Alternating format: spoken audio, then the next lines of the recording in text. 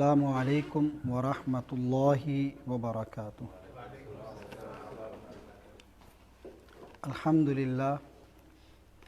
للہ وکفا والصلاة والسلام علی عبادہ الذین اصطفیٰ۔ اما بعد، وقال النبی صلی اللہ علیہ وسلم: اجتنبوا السبع موبقات۔ قالوا یا رسول اللہ وما ہن؟ قال الشرک باللہ والسحر وقتل النفس التي حرم اللہ الا بالحق واکل الربا واکل مال الیتیم والتولی یوم الزحف وقذف المحصنات الغافلات المؤمنات۔ رواہ البخاری۔ حاضر محترم،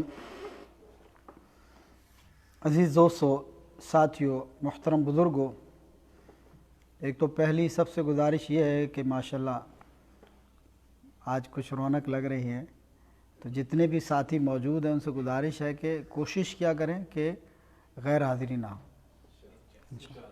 ہم نے اسی لیے احباب کی سہولت کے لیے صرف آدھا گھنٹہ مختصر سا ٹائم رکھا ہے، اور واللہ یہ بڑی غنیمت کی، سعادت کی اور نصیب کی اور نعمت کی بات ہے کہ اللہ نے آپ کو توفیق بخشی اور یہ موقع دیا۔ اللہ نے ہمیں بھی یہ توفیق اور سعادت بخشی اور آپ کو بھی یہ موقع عطا فرمایا کہ آپ ایسی مجلس کے اندر، جو دین کی مجلس ہے، آپ کو معلوم ہے کہ سب سے بہترین لوگ اللہ تعالیٰ کی نظر میں کون ہیں؟ جو پڑھنے والے اور جو پڑھانے والے، دین سیکھنے والے اور سکھانے والے، طلبہ علم اور علماء۔ اور ایک حدیث کے مطابق کہ ہر چیز جو ہے کل الدنیا ملعونہ، ہر چیز لعنت ہے اس پر، اللہ کی ملعون ہے، لیکن وہ جو دین پڑھتے اور پڑھاتے وہ اس لعنت سے محفوظ ہیں، دین سیکھتے اور سکھاتے ہیں وہ اس سے محفوظ ہیں۔ تو ماشاءاللہ خوشی ہوئی۔ کوشش کریں کہ اپنی حاضری کو مستقل رکھا کریں اور کوشش کریں اور ساتھیوں کو بھی لے کر آئیں، جیسے ہمارے نذیر بھائی ماشاءاللہ ان کے صاحبزادے ہیں، کوشش کریں ان کو بھی لے کر آئیں اگر ان کی کوئی مصروفیت نہیں ہے تو دین کا سیکھنے کا ایک موقع مل رہا ہے۔ اللہ تعالیٰ نے یہاں ماشاءاللہ آپ کو پردیس کے اندر یہ نعمت دی ہے، بعض اوقات اپنے ملکوں میں یہ سہولت نہیں ہوتی، تو یہاں پر جہاں آپ معاش کے لیے آئیں اللہ نے یہ موقع دیا ہے۔ کوشش کیا کریں کہ ایسی مجلسوں کو جو ہے وہ مس نہ کیا کریں۔ جمعہ کا درس ہے، اسبوعی پروگرام ہے، بعض لوگ سوچتے ہیں یار ہم جوال پہ دیکھ لیں گے، واللہ جوال کی وہ برکت ہی نہیں ہے، ٹھیک ہے؟ بہت ساری چیزیں ہم بھی سوچتے ہیں ہم جوال پہ سن لیں گے، دیکھ لیں گے، پہلی بات تو موقع ہی نہیں ملتا، اور اب مل بھی جائے تو وہ چاشنی، وہ برکت اور وہ چیز نہیں ہوتی جو سامنے بیٹھ کر سنا جائے، پڑھا جائے اور دیکھا جائے، اس کی جو برکت ہے، اس کی جو لذت ہے وہ اس میں نہیں ہے۔ ہم کہیں نا کہ جی ہم اس میں سن لیں گے، بڑے بڑے علماء ہیں، موجود ہیں، ان کے دروس ہیں، لیکن وہ چیز نہیں آتی جو سامنے بیٹھ کر آتی۔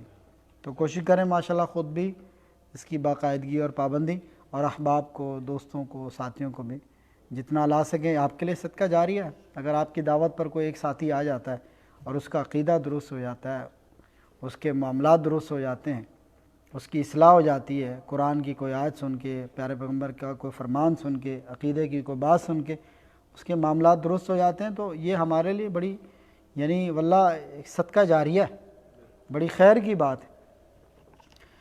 تو آج کا ہمارا ہفتہ وار دروس کے سلسلے کا پہلا درس، جو کہ عقیدے کا کتاب التوحید اور جادو کا بیان، یہ ہمارا موضوع شروع ہوا تھا۔ پچھلے درس میں ہم نے صاحب کتاب نے جو باب شروع کیا تھا وہ تھا جادو کا بیان، اور اس حوالے سے ہم نے چند آیتیں اور احادیث پڑھی تھی۔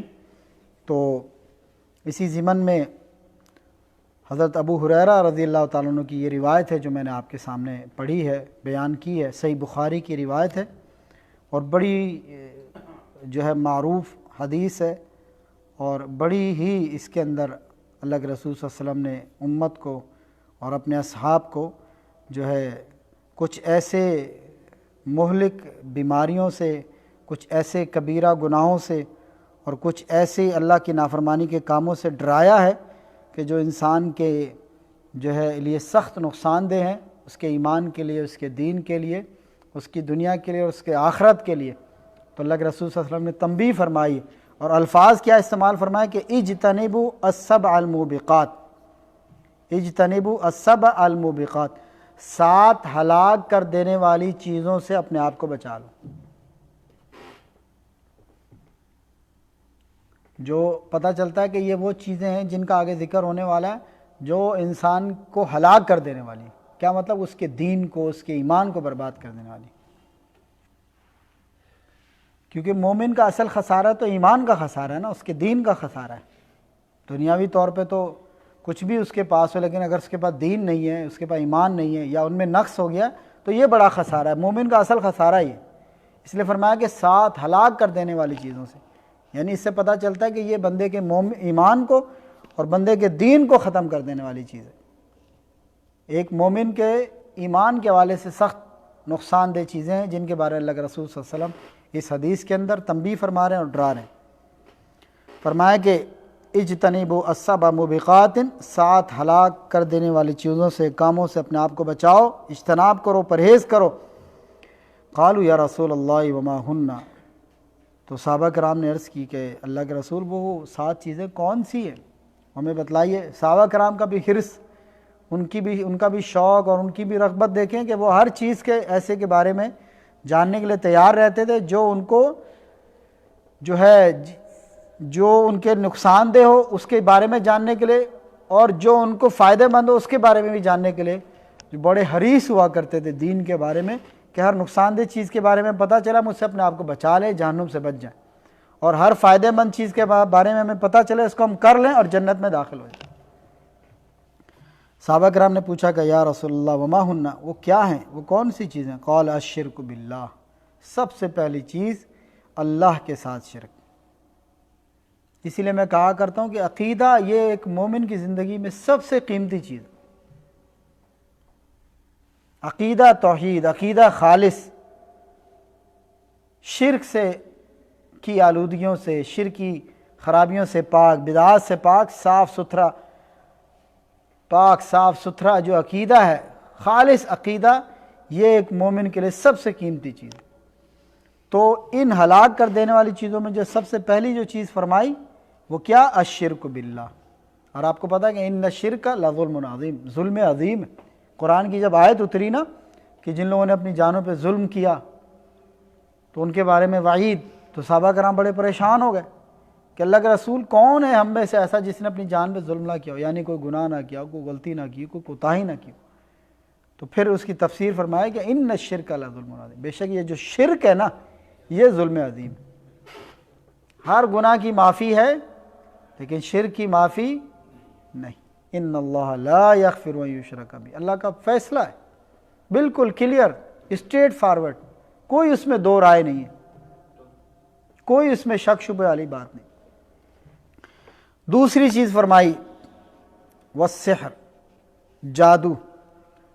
جادو کو ہم معمولی سمجھتے ہیں، شرک کے بعد اللہ کے رسول صلی اللہ علیہ وسلم نے فوراً بعد جادو کا ذکر کیا، فوراً بعد، یعنی اس کی قباحت اور اس کی خرابی اور اس کی شدت کا اندازہ اس بات سے کریں کہ اللہ کے رسول نے شرک کے فوراً بعد جو دوسرا بڑا گناہ کا جو ذکر کیا وہ جادو کا ذکر کیا۔ اور ہماری ایک بڑی اکثریت جو ہے وہ اس سے غافل ہے، اس سے لا علم ہے، اس سے بے پرواہ۔ میں نے پچھلے درس میں بھی آپ کو یہ بات بتائی تھی، پچھلے درس میں ذکر کی تھی یا کسی اور موقع پہ ذکر کی تھی کہ ہمارے معاشروں کے اندر دین کے نام پہ اور روحانیت کے نام پہ اور پیری فقیری کے نام پہ بڑے بڑے جادوگر بیٹھے ہوئے، واللہ بڑے بڑے جادوگر بیٹھے ہوئے جو لوگوں کو روحانیت کے نام پہ، دین کے نام پہ، مذہب کے نام پہ، پیری فقیری کے نام پہ لوگوں کو لوٹ رہے ہیں، لوگوں کا ایمان بھی لوٹ رہے ہیں، لوگوں کا مال بھی لوٹ رہے ہیں، اور لوگوں کی بعض جگہ پہ عزتیں بھی لوٹ رہے ہیں۔ سب سے بڑا خسارہ ایمان، اس کے بعد مال، اس کے بعد عزت، کیونکہ زیادہ تر ان کے چنگل میں عورتیں پھنستی ہیں، ضعیف الاعتقاد ہوتی ہیں، کمزور عقیدے کی مالک ہوتی ہیں، تو زیادہ عورتیں ان کے چنگل میں پھنستی ہیں۔ تو یہ جادوگر بیٹھے ہوئے جو اپنے آپ کو پیر کہلاتے ہیں، جو اپنے آپ کو عامل کہلاتے ہیں، جو اپنے آپ کو کسی پہنچی ہوئی سرکار کہلاتے ہیں، اور لوگ ان کے پاس جاتے ہیں اپنے مسئلے مسائل کے لیے، تو دراصل یہ جادوگر ہیں اور جنات اور شیاطین ان کی مدد کرتے ہیں، شعبدہ باز، لوگوں کی نفسیات سے کھیلنے والے، لوگوں کے ایمانوں سے کھیلنے والے، لوگوں کی عزتوں سے کھیلنے والے۔ اللہ اکبر۔ یہ جادو اور اس کے اندر کش باست کے، یعنی کوئی اپنے آپ کو کتنا بڑا مسلمان کہتا ہو، بڑی ایک تعداد اس میں مبتلا ہے۔ میں جس علاقے میں یہاں آنے سے پہلے امام اور خطیب تھا، یعنی ایک اس علاقے کی مسجد تھی اور اس کے ساتھ ایک جماعت تھی، وہاں کے اکثر لوگوں کا میں نے یہ حال دیکھا، خاص طور پہ عورتوں کا، کہ وہ ایسے عاملوں کے پاس، جادوگروں کے پاس جایا کرتی تھی تعویذ لینے کے لیے، کچھ پڑھائی کروانے کے لیے۔ جو اپنے آپ کو اہل توحید کہنے والے، ان کے گھروں کا یہ حال تھا کہ ان کی عورتیں ان جادوگروں کے پاس جایا کرتی تھی۔ اہل توحید کا یہ حال ہے تو باقی لوگوں کو پھر آپ تو رہنے ہی دینا۔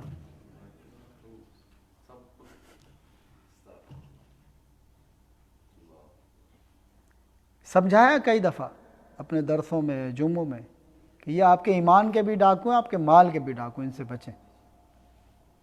لیکن بات وہی ہے کہ ایک تو علم کا نہ ہونا، یعنی ٹھیک ہے ایک خاندانی عقیدہ نصیب ہو گیا، اہل توحید میں پیدا ہو گئے، شامل ہو گئے ان خاندانوں میں، لیکن صحیح علم نہیں ہے اور تربیت نہیں ہے، صحیح معرفت نہیں ہے، توحید کا، عقیدے کا صحیح پتہ نہیں ہے، بس خاندان کے طور پہ، برادری کے طور پہ اہل توحید ہیں تو، اور پھر ضعیف الاعتقادی عورتوں کے اندر اور مسائل کا ہونا آپس کے اندر، جو گھروں کے اندر معاملات ہوتے ہیں، تو اس کی وجہ سے پھر ان چیزوں کا سہارا لینا۔ آئیں جی وہ بڑا پہنچا ہوا سرکار ہے، وہ تو بڑے مسئلے حل کر دیتا ہے، کسی کی اولاد نہیں ہو رہی تو چلیں۔ واللہ میرا ایک نمازی تھا، اس کی 6 یا 7 بیٹیاں تھیں اور نرینہ اولاد نہیں تھی، پورا خاندان اس کے پیچھے پڑا ہوا تھا کہ وہ فلاں عامل ہے، فلاں پیر ہے، ٹھیک ہے، دوسرے لفظ میں فلاں جادوگر ہے، اس کے پاس چلیں آپ کو کام ہو جائے گا، آپ کو اللہ تعالیٰ بیٹا دے دے گا، نرینہ اولاد دے دے گا۔ لیکن وہ ماشاءاللہ ڈٹا رہا اور آخر اللہ تعالیٰ نے اس کو نرینہ اولاد دی۔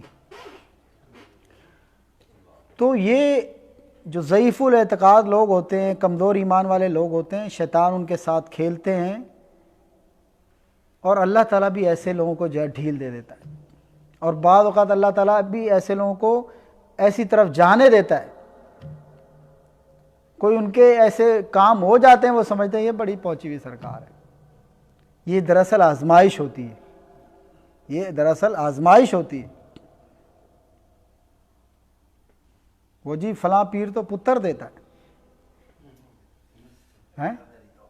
اللہ اکبر، اللہ اکبر، اللہ احکم الحاکمین، رب العالمین، جہانوں کا مالک، خالق، مالک، رازق، شہنشاہ ہیں، یہب لمن یشاء اناثا ویہب لمن یشاء الذکور او یزوجہم ذکرانا واناثا ویجعل من یشاء عقیما عند اللہ عندہ علم الساعہ وینزل الغیث ویعلم ما فی الارحام وما تدری نفس ماذا تکسب وما قدر اللہ حق قدری۔ لوگوں نے اللہ کی قدر ویسے نہیں کی جیسے کرنے کا حق تھا، وہ تم نے لوگوں نے اللہ کو بڑا ہلکا لے لیا، اور ان چھوٹے چھوٹے لوگوں کو تم نے کرنی والا سمجھ لیا۔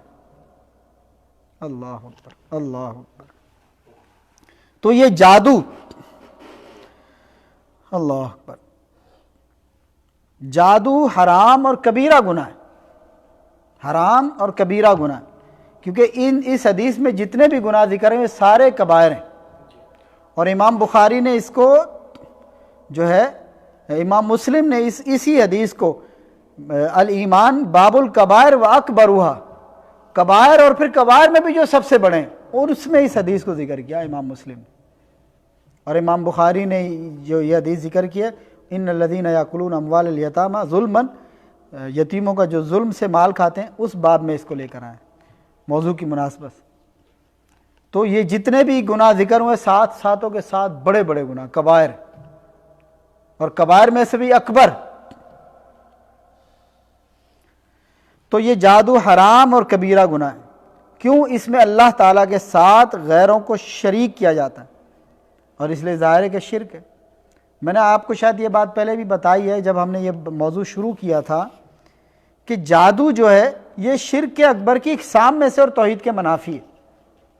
کیوں؟ جادو کی حقیقت کیا ہے؟ کیونکہ اس میں شیطان سے خدمت اور مدد لی جاتی ہے. اور جادوگر، کوئی بھی جادوگر جب تک شیطان کا مقرب نہ بن جائے، اس کا دوست نہ بن جائے، اس کا محبوب نہ ہو، اس کا جادو کارگر ثابت نہیں ہوتا. کیونکہ جب وہ شیطان کا مقرب بن جاتا ہے، شیطان کے کہنے پر چلنے لگتا ہے، شیطان کا فالوور بن جاتا ہے، اس کا تابع بن جاتا ہے، تب شیطان اس کی اس طرح خدمت کرتے ہیں کہ پھر وہ جس پر جادو کرتا ہے شیطان جا کے اس کے جسم پر اثر انداز ہوتے ہیں، مؤثر ہوتے ہیں، اس کے اوپر اثر ڈالتے ہیں، اپنے اس کا جو مرید ہے، جو اس کا متبع ہے جادوگر، اس کی مدد کرتے ہیں. پھر تو جو جادوگر شیطان کی مدد لے رہا ہے اس کے اندر عقیدہ، توحید، یہ چیزیں کہاں رہی؟ تو شرک کا پلندہ بن جاتا ہے، مرکب بن جاتا ہے. کوئی جادوگر شیطان کے تقرب کے بغیر، شیطان کی مدد کے بغیر جادوگر بن ہی نہیں سکتا. اس لیے جادو اللہ تعالیٰ کے ساتھ شرک. وَمِن شَرِّ النَّفَّاثَاتِ فِي الْعُقَدِ، جو سورہ فلق میں اللہ تعالیٰ نے فرمایا، یعنی تعوذ، پناہ، کہ میں پناہ مانگتا ہوں ان پھونکنے والیوں کے شر سے جو گانٹھیں لگا کر پھر ان میں پھونکتی. اللہ. تو جادوگر توحید کے بدلے میں جادو خریدتا ہے، گویا وہ توحید کو اپنے اس سودے کی قیمت کے طور پر ادا کرتا ہے. اس لیے توحید سے محروم مشرک کی طرح جادوگر بھی، اس کے لیے بھی آخرت میں کچھ نہیں ہوگا، اس کا بھی آخرت میں اسی طرح انجام ہوگا جیسے مشرک کا ہوتا ہے. اور میں آپ کو بتاؤں کہ جو ہے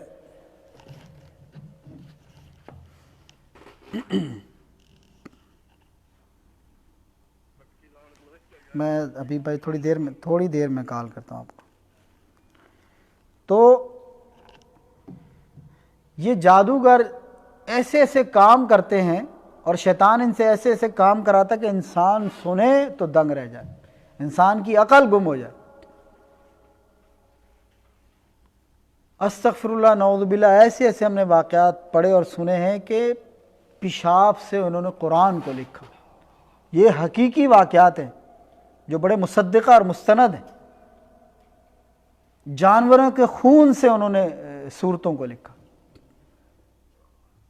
پھر اس کے بعد یہ قبرستانوں میں جانا، پھر وہ چلے کاٹنا، حتیٰ کہ اس جادو کے چکر میں معصوم جانوں کو بھی قتل کر کے ان کے خون سے پھر آگے جادو کیا گیا. بڑے آپ نے قصے سنے ہوں گے جادوگروں کے، جادوگرنیوں کے.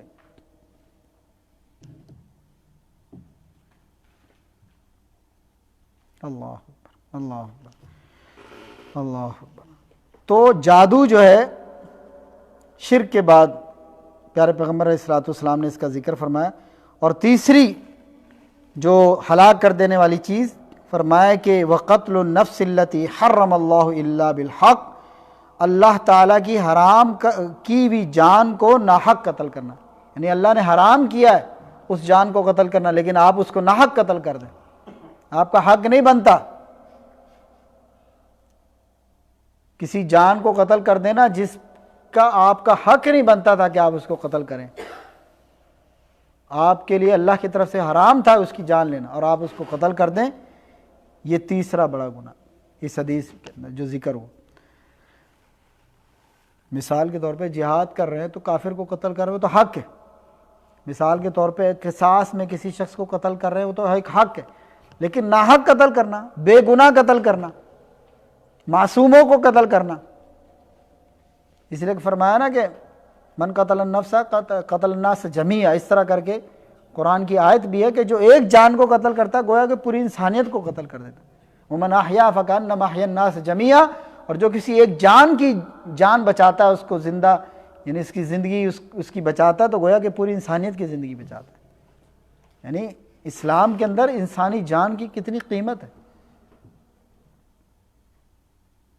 مومن کی جان، مومن کی عزت، مومن کی حرمت، کعبۃ اللہ سے بڑھ کر مومن کی حرمت ہے. اور ہم منٹوں میں ایک مسلمان کو، ایک مومن کو بے عزت کر دیتے ہیں، اس کی عزت کو تار تار کر دیتے ہیں۔ اللہ فرمایا کہ وَأَكْلُ الرِّبَا، اور سود کھانا، وَأَكْلُ الرِّبَا، سود کھانا۔ سود آپ جانتے ہی ہیں اس کی جتنی بھی تباہ کاریاں ہیں، اس کی جتنی جو مذمتیں ہیں، اس کی جتنی قباحتیں ہیں، کہ یہ سود اللہ رب العالمین، اللہ اور اس کے رسول کے ساتھ جنگ، سود کھانا گویا کہ اللہ اور اس کے رسول کے ساتھ اعلان جنگ۔ اور حدیث میں آتا ہے کہ سود کے گناہ کے 70 درجے ہیں، جو سب سے ہلکا درجہ وہ اپنے ماں سے بدکاری ہے، استغفر اللہ نعوذ باللہ۔ اور ہمارا پورا معاشی نظام ہمارے ملکوں میں سود کے اوپر ہی چل رہا ہے، علل اعلان اللہ اور اس کے رسول سے جنگ ہے۔ تو کیسے فلاح آئے گی، کیسے برکت آئی، کیسے رحمت آئی؟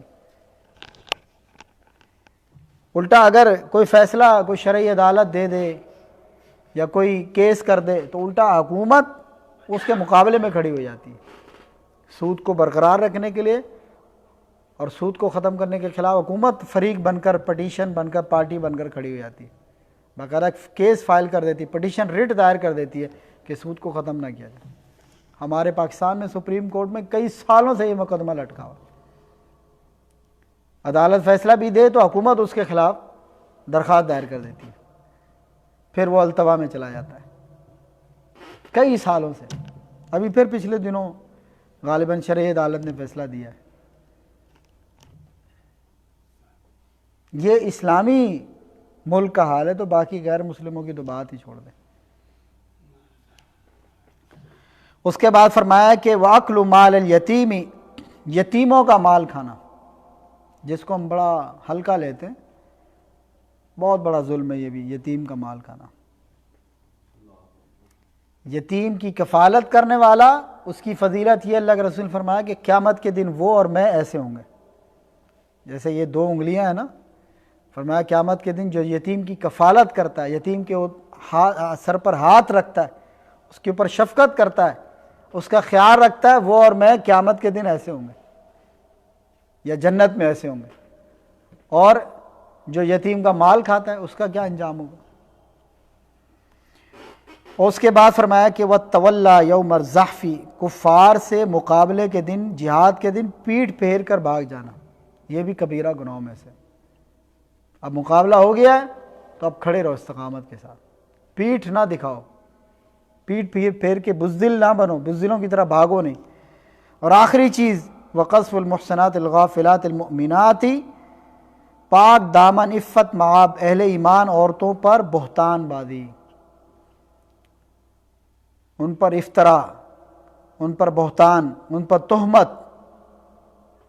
انجانے میں ہم ایسے لوگوں کی عزتوں کے اوپر بات کر دیتے ہیں، فلانا ایسے ہے، فلانی ایسے ہے، فلاں کا یہ کردار ہے، فلاں کا یہ کردار، صرف زبان کے ذائقے کے لیے ہم لوگوں کی عزتیں اچھالتے پھرتے ہیں، لوگوں کے بارے میں تبصرے کرتے پھرتے ہیں۔ ہمیں کس نے حق دیا؟ یہ ہماری مجلسیں لوگوں کی خامیوں سے، ان کی غیبتوں سے خالی نہیں ہوتی۔ وہ مجلس نہیں لگتی جس میں کسی کی غیبت نہ کی جائے، کسی بھائی کا گوشت نہ کھایا جائے۔ اور واللہ ایسی یہ بری عادت ہے، ایسی لت ہے۔ ایک عالم کا میں نے قول پڑھا سلف میں سے، وہ کہتے ہیں 8 سال لگے مجھے اپنی اس عادت پر قابو پاتے ہوئے، غیبت والی عادت پر 8 سال لگے مجھے۔ اب الحمدللہ میں اس بات کا دعویٰ کر سکتا ہوں کہ میں اب کسی کی غیبت نہیں کرتا، یعنی اتنی یہ شدید بری عادت ہے، اور ہم سب میں عام ہے۔ جہاں ہم بیٹھیں گے کسی ایسے شخص کی برائی کریں گے جو وہاں موجود نہیں ہے، اپنے کسی بھائی، کسی ساتھی، کسی جاننے والے کی۔ تو عورتوں کے اوپر کوئی بات کر دینا،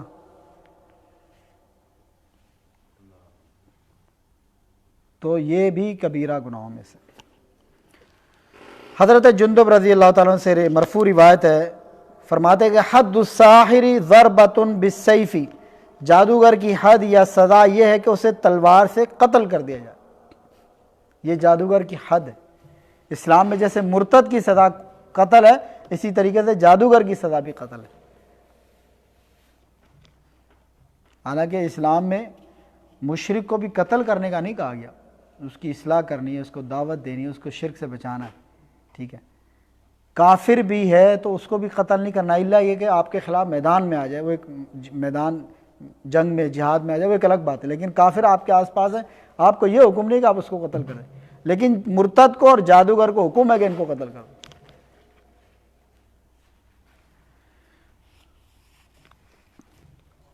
تو یہ جو حدیث ہم نے پڑھی ہے 7 مہلک چیزوں سے، اس سے ثابت ہوتا ہے کہ جتنے بھی کام گنوائے گئے سب 7 کام، یہ سب کے سب مہلک، دنیا آخرت میں تباہی اور خسارے کا سبب ہے، اور یہ سب کبیرہ گناہوں میں سے، سب کبیرہ گناہوں میں سے۔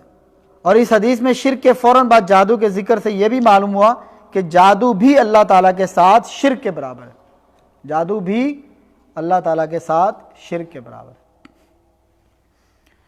جادوگر کسی بھی نوعیت کا اس کی سزا قتل ہی ہے، جادوگر کسی بھی نوعیت کا اس کی سزا قتل ہی ہے۔ در حقیقت یہ مرتد کی سزا، اور چونکہ جادو میں شرک لازمی طور پر پایا جاتا ہے اور شرک کا ارتکاب کرنے والا مرتد ہوتا ہے اور اس کا خون اور مال حلال ہو جاتے ہیں، اس کی عزت، عصمت، حرمت کی حفاظت باقی نہیں رہتی، اس لیے جادوگر کی سزا اس کے مشرک اور مرتد ہونے کی بنا پر۔ جادو خواہ کسی بھی قسم کا، حضرت بجالہ بن عبدہ سے روایت ہے کہ حضرت عمر رضی اللہ عنہ نے ہمیں لکھا اقتلوا کل ساحر وساحرۃ قال فقتلنا 3 سواحرا، فرمایا حضرت عمر نے ہمیں لکھا کہ ہر جادوگر مرد اور عورت کو اپنے علاقے میں قتل کر دو۔ آگے بجاتا کہتے ہیں کہ ہم نے اپنے علاقے میں 3 جادوگروں کو قتل کر دیا، ہمارے علاقے میں 3 جادوگر پائے گئے، ان میں جادوگرنیاں بھی تھیں، خواتین مرد، ہم نے ان کو قتل کر دیا۔ اور حضرت سیدہ حفصہ رضی اللہ تعالیٰ عنہ سے، ام المومنین سے صحیح سند کے ساتھ ثابت ہے انہا امرت بقتل جاریۃ لها سحرتها فقتلت وكذلك صح عن جندب قال احمد عن 3 من اصحاب النبی صلی اللہ علیہ وسلم۔ حضرت حفصہ ان کی ایک لونڈی نے انہیں جادو کر دیا تو انہوں نے اس کو قتل کرنے کا حکم دے دیا، فقتلت، چنانچہ اسے قتل کر دیا گیا۔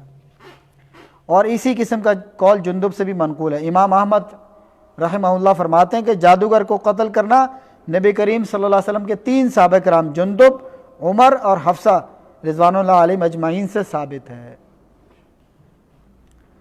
تو جادو خواہ کسی بھی قسم کا، ان صحابہ کرام نے بلا تفریق ہر جادوگر کو قتل کرنے کا حکم اور فتویٰ صادر کیا، لہذا مسلمانوں پر واجب ہے کہ ہر قسم کے جادو سے اجتناب کریں، اور انہیں جس کے بارے میں علم ہو کہ وہ جادو کرتا ہے، شعبدہ بازی کرتا ہے، اس تک اور دوسرے لوگوں تک بھی یہ اسلامی تعلیمات پہنچا کر اپنی ذمہ داری سے عہدہ برا ہو کر برائی کا قلع کما کریں۔ کوئی جادوگر ہے اس کو توبہ کا کہیں، اس کو بتائیں، توبہ کر لے ٹھیک، نہیں تو اس کی سزا قتل ہے۔ ائمہ کرام فرماتے ہیں کہ جس علاقے میں جادوگروں کا عمل دخل شروع ہو جائے وہاں فساد، ظلم، زیادتی اور سرکشی کا دور دورہ ہو جاتا ہے۔ جس علاقے میں جادوگر زیادہ ہو جائے وہاں ظلم ہوگا، فساد ہوگا، زیادتی ہوگی، سرکشی ہوگی۔ تو یہ ہمارا باب تھا، جادو کے حوالے سے شروع ہوا تھا۔ اس کے جو مسائل مستنبط ہوئے اس باب سے، اس باب میں سورہ بقرہ کی آیت نمبر 102 کی تفسیر ہے جس میں جادوگروں کا انجام بیان کیا گیا۔ شروع میں آیت ذکر کی گئی تھی کہ وَلَقَدْ عَلِمُوا لَمَنِ اشْتَرَوْا مَا لَهُ فِي الْآخِرَةِ مِنْ خَلَاقٍ، جو لوگ جادو کرتے ہیں وہ خوب جان لیں کہ اس جادو کو خریدنے یعنی سیکھنے والے کے لیے آخرت میں کوئی حصہ نہیں ہے، آخرت میں اس کا کوئی حصہ نہیں، یعنی لازم مشرک کی طرح وہ بھی جہنم میں جائے۔ اور اسی باب کے اندر سورہ نساء کی آیت نمبر 51 کی تفسیر بھی ہوئی جس میں بیان کیا گیا کہ یہودی جادو اور شیطان دونوں پر ایمان رکھتے تھے۔ یہ جو ہم نے آیت پڑھی تھی نا سورہ نساء کی، اللہ تعالیٰ فرماتے ہیں یہودیوں کے حوالے سے کہ یؤمنون بالجبت والطاغوت، کہ جو یہودی جو تھے وہ جادو پر بھی اور شیاطین پر بھی ایمان رکھتے تھے۔ اور جبت اور طاغوت کے معنی اور ان کے مابین فرق بھی واضح ہوا، طاغوت جن بھی ہوتے ہیں اور انسان بھی ہوتے ہیں۔ اور مذکورہ حدیث جو ہم نے پڑھی 7 کاموں والی، اس سے پتہ چلا کہ جو انتہائی مہلک اور خاص طور پہ جو حرام اور ممنوع ہے وہ کون سے کام ہیں۔ اور اس سے یہ ایک مسئلہ بھی ثابت ہوا کہ جادوگر بھی کافر ہے، جادوگر کو فوراً قتل کر دیا جائے۔ اور سیدنا عمر رضی اللہ تعالیٰ عنہ کے دور میں بھی جادوگر موجود تھے، تو بعد کے ادوار میں کیا حال ہوگا؟ حضرت عمر فاروق کے دور میں جادوگر تھے تو بعد کے ادوار میں کیا ہوگا؟ یہ ہمارا باب ختم ہوا۔ اگلا باب ہے جادو کی بعد اقسام کا بیان، جو انشاءاللہ ہم اگلے درس میں پڑھیں گے۔ اللہ تعالیٰ سے دعا ہے کہ جو کچھ کہا سنا گیا اللہ تعالیٰ اس پر عمل کرنے کی توفیق عطا فرمائے۔ وأقول قولي هذا واستغفر الله لي ولكم ولسائر المسلمين وآخر دعوانا ان الحمد لله رب العالمين والسلام علیکم ورحمۃ اللہ وبرکاتہ۔ کل انشاءاللہ ریاض الصالحین حدیث کا درس ہے۔